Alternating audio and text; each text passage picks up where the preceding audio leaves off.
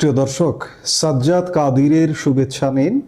এই মুহূর্তে আপনাদের সামনে কথা বলতে চাই সেনাবাহিনী নির্বাচন নিয়ে কতটা সিরিয়াস। শুনুন, সেনাবাহিনী যে নির্বাচন নিয়ে কতটা সিরিয়াস, আমি গত এক সপ্তাহ আগেই সেটি নিয়ে আলাপ করেছি।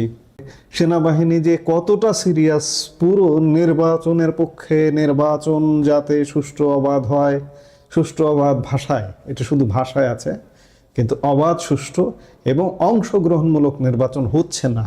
কিন্তু সেই নির্বাচনও করবার জন্য সেনাবাহিনী কিন্তু মরিয়া, অ্যাক্টিভ।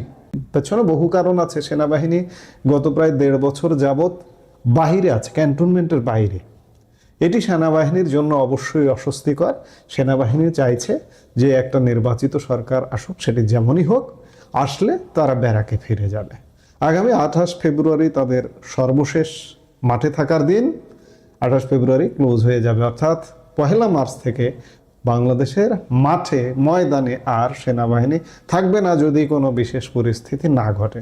গতকালকেও সেনাপ্রধানের নেতৃত্বে একটি অফিসার্স অ্যাড্রেস অনুষ্ঠিত হয়েছে। অফিসার্স অ্যাড্রেস সেনাবাহিনীর সর্বস্তরের কর্মকর্তা, ঢাকা সেনানিবাস এবং সারা বাংলাদেশে বিভিন্ন সেনানিবাসে অবস্থানরত, বিদেশে অবস্থানরত এবং বিভিন্ন বাহিনীতে প্রেষণে নিয়োগপ্রাপ্ত সেনা কর্মকর্তারাও অনলাইনে এই অফিসার্স অ্যাড্রেসে উপস্থিত থাকেন এবং এই অফিসার্স অ্যাড্রেস থেকেও নির্বাচন অবাধ ও নিরপেক্ষ করবার আশাবাদ ব্যক্ত করা হয়েছে সেনাপ্রধানের পক্ষ থেকে।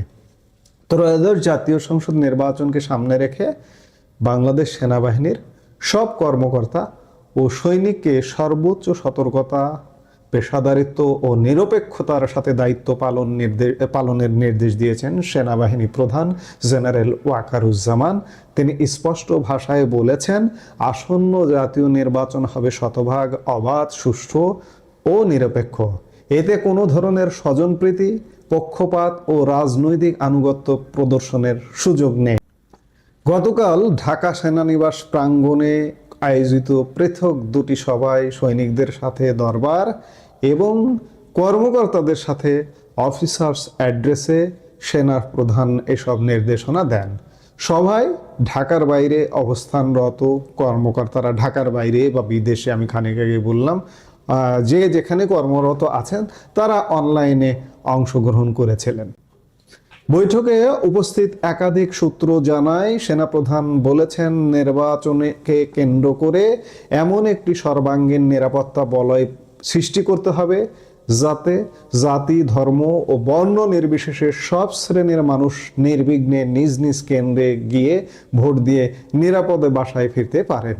ভোটাধিকার প্রয়োগের কোনো ধরনের ভয়, চাপ বা প্রতিবন্ধকতা যেন সৃষ্টি না হয়, সে বিষয়ে সেনা সদস্যদের সর্বোচ্চ সতর্ক থাকতে বলা হয়।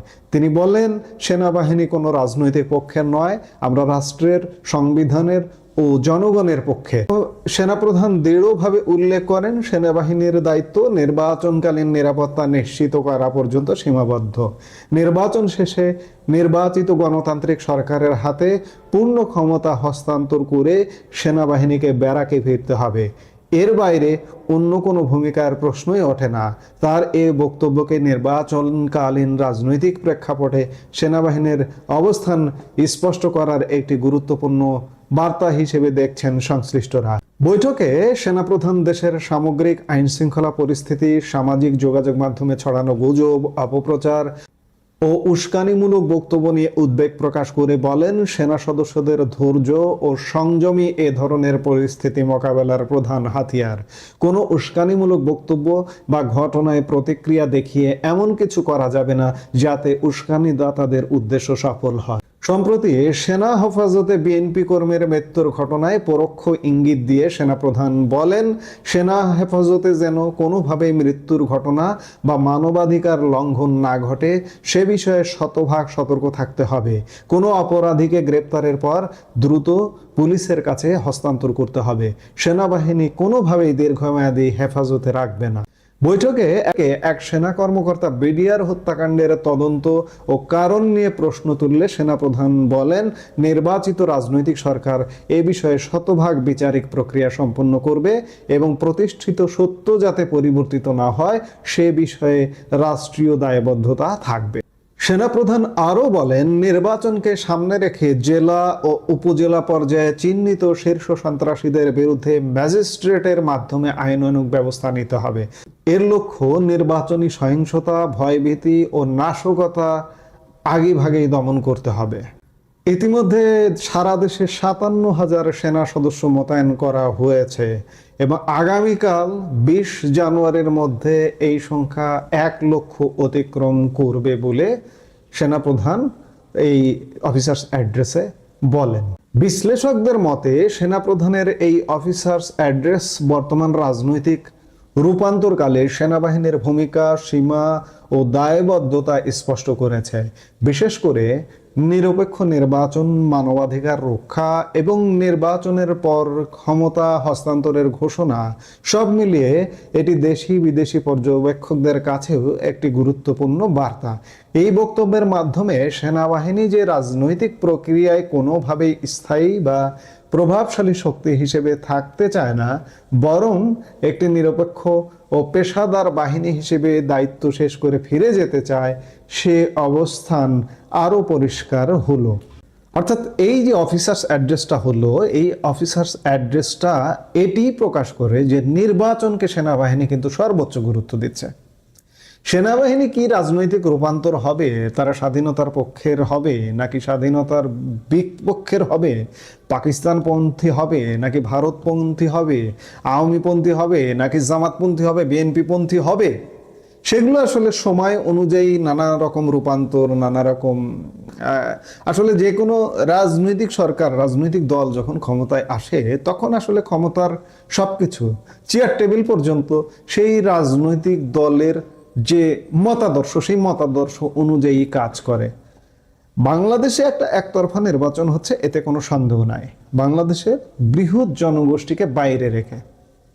তারপরেও সেনাবাহিনী অনির্বাচিত সরকার থাকুক দীর্ঘদিন, এটি অন্ততপক্ষে চাইছে না। একটা নির্বাচিত সরকার আসুক, সেটি চাইছে জোরালোভাবে। এবং সেনাবাহিনী যেহেতু চাইছে, তাহলে আপনি যে কথাই বলুন না কেন, যত কথাই বলুন না কেন, যে হঠাৎ করে একটা ওহী নাজিল হয়ে যাবে, হয়ে নির্বাচনটা হবে না, নির্বাচনটা হয়ে যাবে, এটি এক প্রকার নিশ্চিত। 12 ফেব্রুয়ারি নির্বাচন হয়ে যাচ্ছে। এবং হয়ে যাচ্ছে কেন বলছি আরো, যে সেনাবাহিনীর জোরটা কিন্তু নির্বাচনের দিকে, এইভাবেই এই অবস্থাতেই নির্বাচনের দিকে সেনাবাহিনীর জোরটা খুব বেশি। সেই জায়গায় এই নির্বাচন কেউ ঠেকিয়ে দেবেন, এটি আসলে হবে না। এখন প্রশ্ন হলো যে নির্বাচিত সরকারটা আসবে, সেই সরকারটা যদি ইউনূসের মতো এরকম দুঃশাসনেই থাকে, দুঃশাসনই চালিয়ে যায়, তাহলে সেই সরকারটা কতদিন টিকবে সেটি হচ্ছে বিবেচ্য বিষয়।